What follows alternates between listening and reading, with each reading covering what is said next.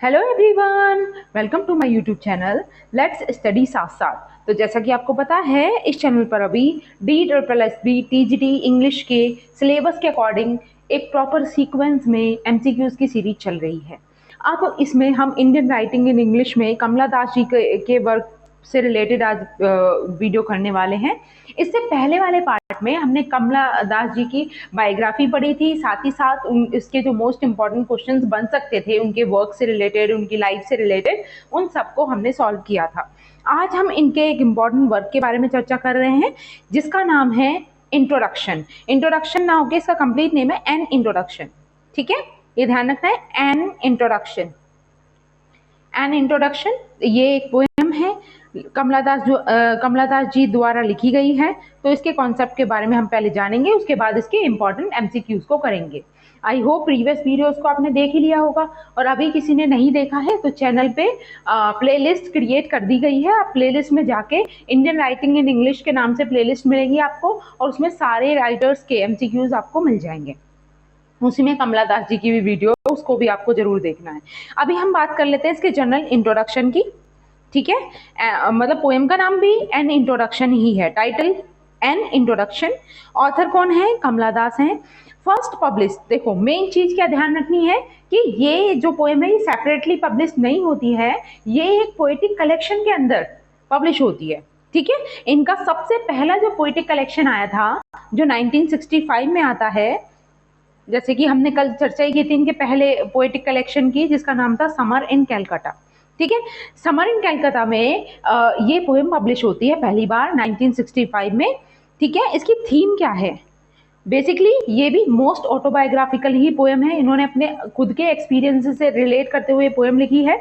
इसकी थीम जो है वो क्या है? Identity, self discovery, femininity, marriage and alienation. ये सब एक तरीके से बेस है। ठीक है, और इसी पे आधारित ये सारी कंप्लीट पोएम है। इसकी टोन कैसी है? अगर इसकी फॉर्मेशन आप समझो तो इसकी टोन कैसी है? Confessional, introspective, honest and emotional. मतलब ये कन्फेस कर रही है एक तरीके से, इनकी जो खुद की लाइफ पर जो आप बीती है ना उसको ये कन्फेस कर रही है। ठीक है, बहुत ही इमोशनल पोएम है। आप अगर डीप वे में जाके इनकी पोएम को पढ़ोगे तो आपके भी आंखें छलक उठेंगी, इतनी मतलब ऐसी पोएम है, इमोशनल है, इंट्रोस्पेक्टिव है, और बहुत ही ऑनेस्ट वे में इन्होंने अपनी लाइफ को रिप्रेजेंट किया है, एक एक चीज को खुलकर बताया है। ठीक है, स्टाइल क्या है? फ्री वर्स है, पर्सनल कन्वर्सेशनल है। ठीक है, तो ये स्टाइल है, मतलब फ्री वर्स का मतलब यहाँ पर ये है कि इसमें कोई बाउंडेशन नहीं है। इस कंप्लीट पोएम को आप देखोगे तो किसी स्टैंचा में आपको 14 लाइंस मिलेंगी, किसी में 16 लाइंस मिलेंगी। तो ऐसा कोई कंप्लीट बाउंडेशन नहीं है, ना ही कोई प्रॉपर एक राइमिंग स्कीम है, इसलिए ये इसको बोला जा रहा है कि ये फ्री वर्स में लिखी गई है। ठीक है, पर्सनल पोएम है, कन्वर्सेशनल पोएम है। ठीक है, मतलब ऐसा लग रहा है कि जो पोएटस है ना वो कन्वर्स कर रही है, अपने ऑडियंस के साथ में बात कर रही हैं। ठीक है, तो आगे चलते हैं। देखिए, अब इसकी समरी के बारे में चर्चा करते हैं कि समरी क्या है इस पोएम की। The poem introduction is a confessional and introspective work by Kamala Das. ये हमने देख लिया कि इसकी फॉर्मेशन कैसी है, वो कन्फेशनल है और बहुत ही ज्यादा इंट्रोस्पेक्टिव वर्क है। Where she explores her own identity and marriage and femininity. ठीक है, ये जो पोएम है कमला दास इसमें क्या करती है? She asserts her identity in the male dominant society. ठीक है, she has given expressions to her various aspect of life. ठीक है, उनके जो जीवन को देखने के भिन्न भिन्न नजरिए हैं उनको ध्यान में रखते हुए वो ये इस पोएम को रिप्रेजेंट करती हैं। She has portrayed her girlhood, her liking for English, beginning of tension, first sexual humiliation, her rebellion against convention and assertion of her individuality। मतलब ये सारी चीजें उन्होंने इसमें रिप्रेजेंट की हैं। ठीक है, she write about her struggle with societal expectations, her husband's infidelity and her own desire। उन्होंने सारी चीज़ों को रिप्रेजेंट किया है कि किस तरीके से समाज की जो एक्सपेक्टेशंस हो रही है, बहुत ही कम उम्र में इनकी शादी हो जाती है तो इनके जो हस्बैंड थे उनका बिहेव इनके प्रति किस तरीके का रहता है। ठीक है, ये अपने फर्स्ट सेक्सुअल ह्यूमिलिएशन के बारे में रिप्रेजेंट करती है इसी पोएम में। ठीक है, the poem is known for its honest and emotional tone. तो पोएम को किस लिए जाना जाता है? इसकी बहुत ही ईमानदारी के साथ अपनी सारी चीजें इन्होंने रिप्रेजेंट की उस चीज के लिए, और इनकी जो इमोशनल टोन है पोएम में वो, as well as its use of free words and conversational style. ठीक है, तो ये सारी चीजें इसके कैरेक्टरिस्टिक्स थे। इसकी पोएम की थीम आप समझ गए होंगे। इसमें जो की लाइंस हैं, अक्सर लाइंस पूछ ली जाती है ना, या तो फिल इन द ब्लैंक्स के रूप में आपको लाइंस दे देंगे पोएम की, ठीक है, या फिर कुछ लाइंस ऐसे देते हैं कि ये लाइंस कौन सी पोएम से ली गई है, ठीक है, इस तरीके से। तो आपको की जो इंपॉर्टेंट लाइन है वो भी ध्यान रखनी है। ये इसी पोएम की कुछ लाइंस हैं, जैसे पहली है, I don't know politics but I know the names of those in power and can repeat them like days of a week or names of months। ठीक है, ये लाइन इसी से रिलेटेड है। नेक्स्ट है, I am Indian, very brown, born in Malabar, I speak 3 languages, write in 2, dream in 1। Important line है, ये अक्सर पूछ ली जाती है। ठीक है, इसको डिफरेंट क्वेश्चन फॉर्म करके भी पूछा जाता है कि कमला दास जो थी वो कितनी लैंग्वेजेस में लिखती थी। तो आपको ध्यान रखना है, कितनी लैंग्वेजेस में लिखती थी? 2 लैंग्वेजेस में। जानती बोलती कितनी लैंग्वेजेस थी? 3 लैंग्वेजेस। जैसे कि इन्होंने रिप्रेजेंट किया है, बताया इसमें, आई स्पीक 3 लैंग्वेजेस, मतलब बोल सकती हैं 3 लैंग्वेजेस, लिखती हैं 2 लैंग्वेजेस में, right in 2 and dream in 1। ठीक है, और ड्रीम 1 लैंग्वेज में करती हैं। ठीक है, ही टू हैज अ नेम। देखो ये ना आप ये लाइन भी उसी पोएम से है, एन इंट्रोडक्शन से। ये सारी लाइंस जो हैं एन इंट्रोडक्शन की हैं। He too has a name, a face, a voice, but I have never seen him, never heard him. ठीक है, तो ये इनकी इंपॉर्टेंट लाइंस हैं उसी पोएम से। अब इसकी एनालिसिस के बारे में चर्चा करते हैं। तो the poem is often seen as a feminist statement. आप देखोगे कि इसमें ना फेमिनिज्म पर भी जोर दिया गया है, जो एक महिला के, एक लड़की के अधिकार होने चाहिए, उन सारी चीजों को रिप्रेजेंट किया गया है। ठीक है, तो the poem is often seen as a feminist statement where Kamala Das assert her own identity and challenges societal expectations. और क्या कर रही है, समाज के द्वारा जो एक बहू से, एक बेटी से एक्सपेक्टेशंस होती है ना, उनको चैलेंज करती हुई नजर आती हैं। ठीक है, she explores the tension between her own desire. वो कैसी टेंशन चल रही है उनकी लाइफ में, उनकी खुद की जो डिजायर्स है, and the roles she is expected to play as a wife, as a women. किस किस चीज के बीच में कंट्राडिक्शन है? एक तो उनके खुद की डिजायर्स का, और दूसरा जो समाज उनसे चाहता है कि उन्हें एक बेटी के रूप में, या एक पत्नी, या एक औरत के रूप में किस तरीके से रहना चाहिए। ठीक है, कैसा बिहेव करना है, उन दोनों के बीच में क्या चल रहा है? कंट्राडिक्शन चल रहा है, उनके खुद की डिजायर्स के बीच में और समाज की जो उनसे एक्सपेक्टेशंस है उनके बीच में। The poem is also notable for its use of language and style which is both personal and political। तो इसको पोएम का एक मेन कैरेक्टरिस्टिक्स ये भी है कि इसकी जो लैंग्वेज है ना, या इसका जो स्टाइल है, वो पर्सनल भी लगता है और कभी कभी पॉलिटिकल भी लगता है। पॉलिटिकल क्यों? क्योंकि इन्होंने बहुत सारी चीजें इस तरीके से कही हैं, इस तरीके से रिप्रेजेंट की हैं कि वो किसी को हर्ट भी ना करें और ये अपनी बात को सीधे सीधे कन्वे भी कर दें। ठीक है, तो इस तरीके से। तो आई होप आपको पोएम समझ आ गई होगी, ये थीम वगैरह चीजें समझ आ गई होंगी, इसकी इंपॉर्टेंट लाइन भी आपने देख ली। अब हम करेंगे इसके इंपॉर्टेंट एमसीक्यूज को, रिलेटेड एंड इंट्रोडक्शन से ही है, तो ध्यान रखना है। अब ज्यादा क्वेश्चन नहीं है, मुश्किल से 30 क्वेश्चन है, इनको हम सॉल्व करते हैं और देखते हैं हमें कितना आया। फर्स्ट है, what is the central theme of the poem? एम इधर ही लगा देते हैं, एन इंट्रोडक्शन। ठीक है, ये बाय डिफॉल्ट टाइपिंग एरर है, एन इंट्रोडक्शन है पोएम का नाम, ध्यान रखना है। ठीक है, love and relationship, identity and self discovery, social justice and politics, या फिर नेचर एंड ब्यूटी। तो थीम तो आप समझ ही गए होंगे। Yes, identity and self discovery, क्योंकि कंट्राडिक्शन किसमें चल रहा है? उनकी खुद की डिजायर्स में और सोसाइटल जो एक्सपेक्टेशंस हैं उनके बीच में। Moving to the next is, what is the tone of the poem? Introduction and introduction। इस पोएम की टोन कैसी है? जॉयफुल एंड सेलिब्रेटरी, या फिर मेलंकोलिक and reflective, angry and rebellious, या फिर confessional and introspective. Simple question है, हम डिस्कस कर चुके हैं कैसी टोन है इसकी। Yes, confessional and introspective. Introspective. ठीक है, option number D is the right answer. Moving to the next question, what does the speaker say she knows in the opening line of the poem? जो poem की opening line है वो किस तरीके से है? देखो, ओपनिंग लाइन यही वाली थी जो मैंने आपको अभी दिखाई थी। सबसे फर्स्ट लाइन भी आपको पता होनी चाहिए कि इस पोएम की फर्स्ट लाइन कौन सी है। तो देखिए, ये इसकी इस पोएम की फर्स्ट लाइन है। देखिए, this is the first line, I do not know politics but I know the names. यही क्वेश्चन में पूछा गया है। ठीक है, I know the names of those in power and can repeat them like days of week और names of months and beginning with Nehru. ये complete line है, इसकी फर्स्ट लाइन है ये। ठीक है, तो अब चलते हैं हम क्वेश्चन पे। यस, यहां देखिए, व्हाट डज द स्पीकर से। जो स्पीकर है उस लाइन से क्या कह रहा है, जिसमें वो कहता है she knows in the opening line of the poem. Poem की जो ओपनिंग लाइन है उसमें वो कहती है ना, she knows I do not know politics but I know the names. ठीक है, वो वाली। तो इसमें पूछा गया है क्या कह रही है, the names of those in power, days of the week, names of the months, या फिर ऑल ऑफ द अबव। तो जब आप लाइन को पढ़ोगे तो उसमें ना तीनों ही चीज के बारे में बात की गई है। ठीक है, लाइन किस तरीके से थी, आई do not know politics but I know the names of those in power. Names of those in power ये भी आ गया उसमें।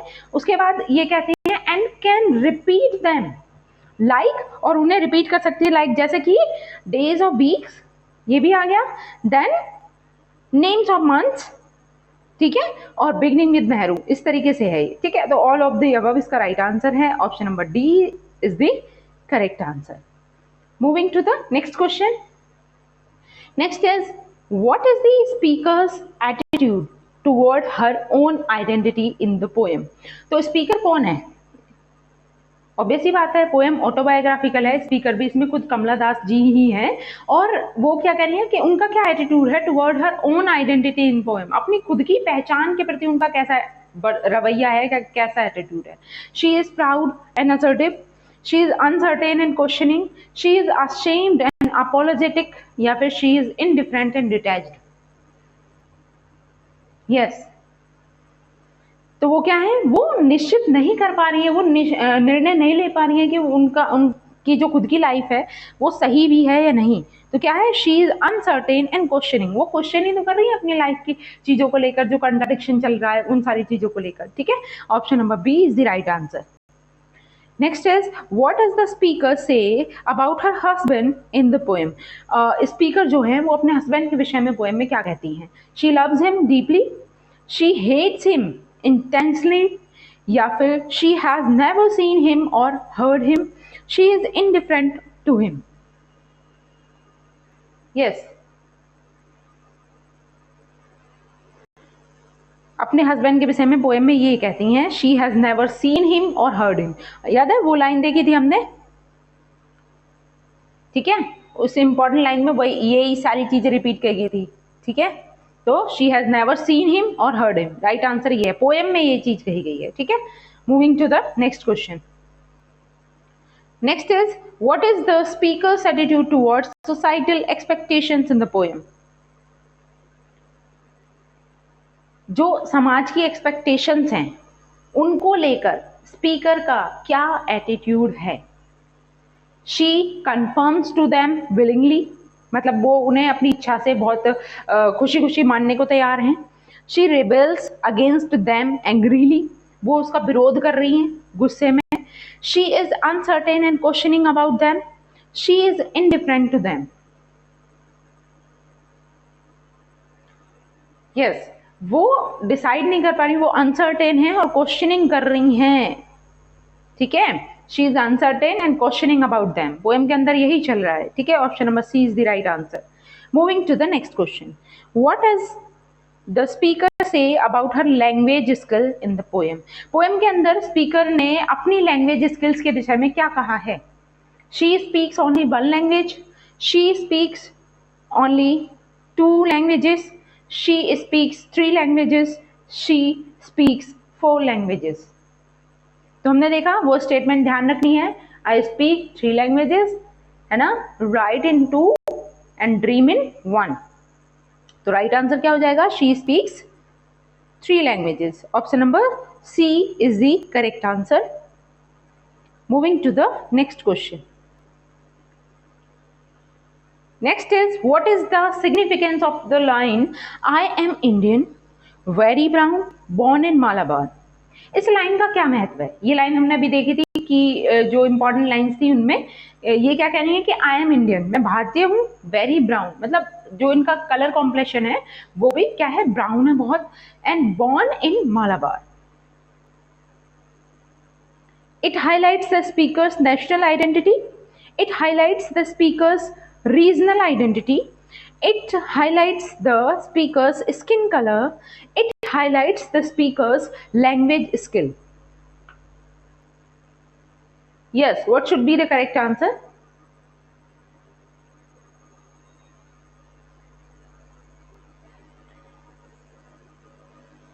Right answer is, it highlights the speaker's regional identity. Option number B is the right answer. Moving to the next question. What is the tone of the final lines of the poem? Poem की जो final lines हैं, अंत में जाके मतलब ये अपनी सारी चीज कन्फेस करती हैं, उसके अंत में जाके किस तरीके की टोन हो जाती है पोएम की?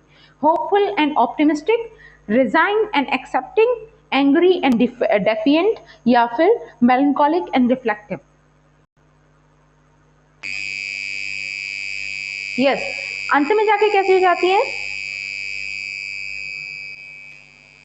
देखिए लास्ट में जाके ना ये पहले सारी चीजें कन्फेस करती हैं, वो डिसाइड नहीं कर पा रही हैं, ठीक है, कॉन्फ्लिक्ट जो है वो सारी चीजें कन्फेस करने के बाद में लास्ट में जाके जो टर्न हो जाती है लास्ट लाइन की, वो हो जाती है रिजाइन एंड एक्सेप्टेड। ठीक है, option number B is the correct answer. इसकी लास्ट लाइन क्या है, वो लास्ट लाइन भी मैं आपको बता देती हूँ। इसमें लास्ट लाइन दी गई है, आई हैव नो जॉय, इस तरीके से दी गई है, I have no joys that are not yours, no eggs, ठीक है, no eggs which are not yours, I too call myself I।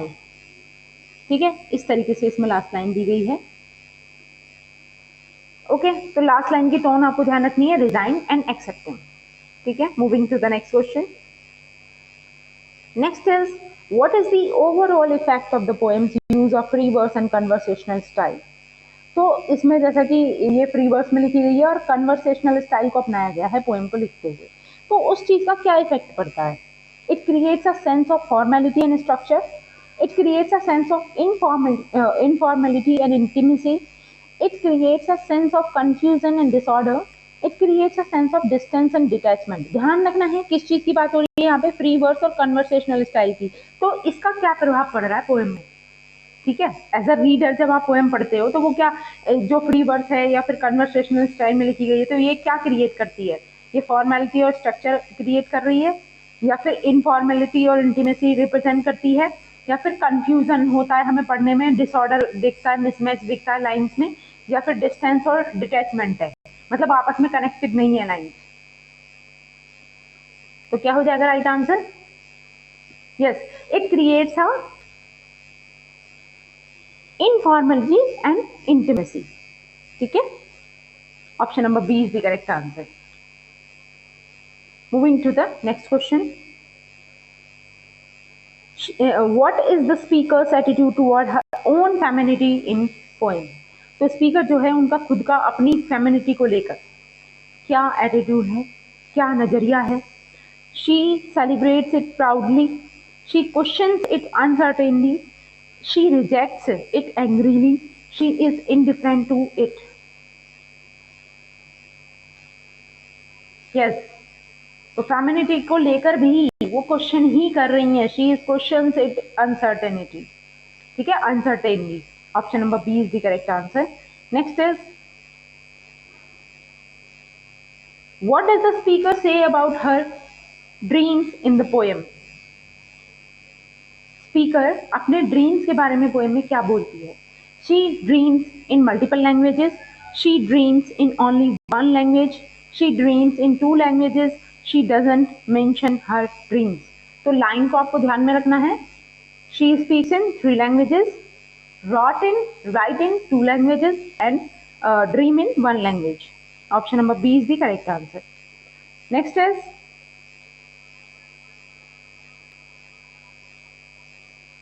what is the significance of the line, he too has a name, a face, a voice, but I had never seen him, never heard him.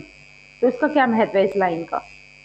It highlights the speaker's intimacy with her husband. It highlights the speaker's distance from her husband. It highlights the speaker's love for her husband. It highlights the speaker's hate for her husband. क्या represent करती है line? ठीक है, जो speaker हैं वो अपने husband के बारे में ही कह रही हैं कि he too has a name, a face, a voice, but I had never seen him, never heard him. What should be the right answer? Yes, it highlights the speaker's distance from her husband. Okay, option number B is the right answer. Next is, what is the overall theme of the poem's exploration of identity? इसकी overall theme क्या है? The importance of societal expectations, the power of personal identity, the complexity of human identity, या फिर the simplicity of human identity. तो overall theme आप क्या मानोगे? इसकी जिस्ट को जानकर, इसकी समरी को आपने समझा तो उससे ओवरऑल थीम निकलकर क्या आती है? Yes, the complexity of human identity. Option number C is the right answer. Next is, what is the effect of the poem's use of enjambment and caesura? तो देखो, ये पोएटिक फॉर्म होती है. सिजुरा क्या होता है? एक पॉज होता है, 2 लाइन्स के बीच में जो हम थोड़ा सा पॉज लेते हैं वो होता है सिजुरा. ठीक है, तो एन्जाममेंट का यूज इस पोएम में जो किया गया है या सिजुरा का जो यूज किया गया है उसका क्या इफेक्ट है? It creates a sense of urgency and flow. It creates a sense of pause and reflection. It creates a sense of confusion and disorder. It creates a sense of distance and detachment. Yes, जब 2 line के बीच में जब किसी चीज को रुक के बोला जाता है तो उससे क्या होता है कि जो हमारी ऑडियंस है उसमें एक्साइटमेंट क्रिएट होती है. ठीक है, तो उसी चीज को यहाँ पे रिफ्लेक्ट किया गया है कि जब इस पोएम में जो सिजुरा है, बीच बीच में जो पोज दिए गए हैं लाइन्स के बीच में, या फिर एन्जाममेंट का यूज जो किया गया है, उससे क्या हो रहा है, क्या इफेक्ट पड़ रहा है? It creates a sense of pause and reflection. ठीक है, option number B is the right answer. Moving to the next question. Next question is, what is the significance of the title An Introduction in Kamla Das poetry? कमला दास की जो poetry है या ये जो poem है जिसका टाइटल दिया गया है एन इंट्रोडक्शन, इसका क्या महत्व है? टाइटल का क्या महत्व है? ऑप्शंस हैं, it introduce the poet's theme and style. It is a formal introduction to the poet's work. It is a tongue in cheek commentary on societal expectations. It is a reflection of the poet's humility. Yes, यहाँ पे जो important question है, important answer इसका, जैसे कि options आप देख पा रहे हो, तो इंट्रोडक्शन एंड इंट्रोडक्शन, ये जो टाइटल है इसका सिग्निफिकेंस क्या है? It is a tongue in cheek commentary on societal expectation. Option number C is the right answer. Next is be Amy. देखिए, ये भी लाइन है, पोएम से ली गई लाइन है ये. बी एमी और बी कमला और बेटर स्टिल बी माधवी कुट्टी. दीज लाइन आर फ्रॉम, ये लाइन कहाँ से ली गई है? तो सिंपल सा आंसर हो जाएगा इसका एन इंट्रोडक्शन. ठीक है, समर इन कैलकाटा भी बोल सकते थे अगर ये ऑप्शन नहीं दिया हुआ होता. क्यों? क्योंकि समर इन कैलकाटा ही वो पोएटिक कलेक्शन है जिसके अंदर ये पब्लिश होती है इंट्रोडक्शन पोएम. ठीक है, moving to the next question. Kamala Das autobiography was serialised in. Kamala Das ji की जो ऑटोबायोग्राफी है उसको सीरियलाइज्ड किया गया था किसमें? The current weekly, the illustrated weekly, the times या फिर द फ्रीक्स.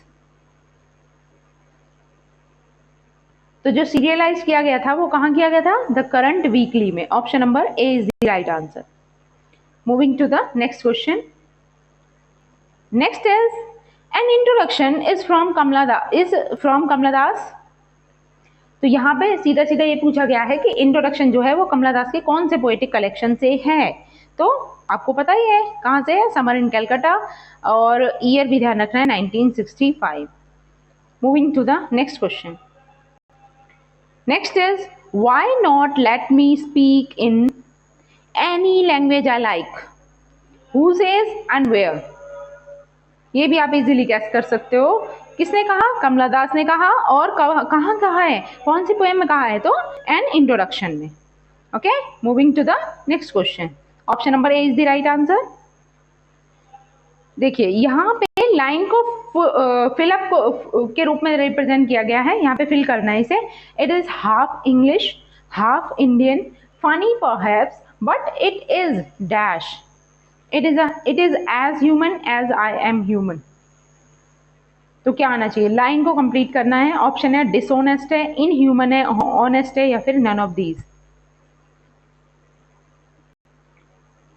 यस, यहाँ पे जो करेक्ट आंसर है वो है honest.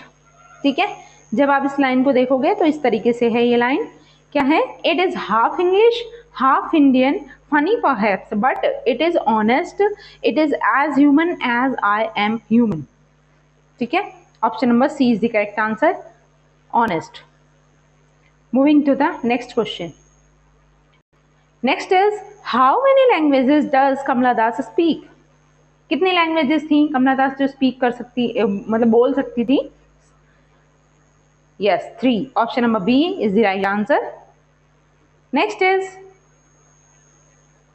The language I speak becomes mine, its distortion, its queernesses, all mine, mine alone. Where do these lines appear? ये line कहाँ हमें देखने को मिलती है? An introduction, composition, summer in Calcutta, या फिर none of these। तो आप इसे तो हटा ही सकते हो। जब पोएम आ जाए तो आपको पोएटिक कलेक्शन का नाम नहीं देना।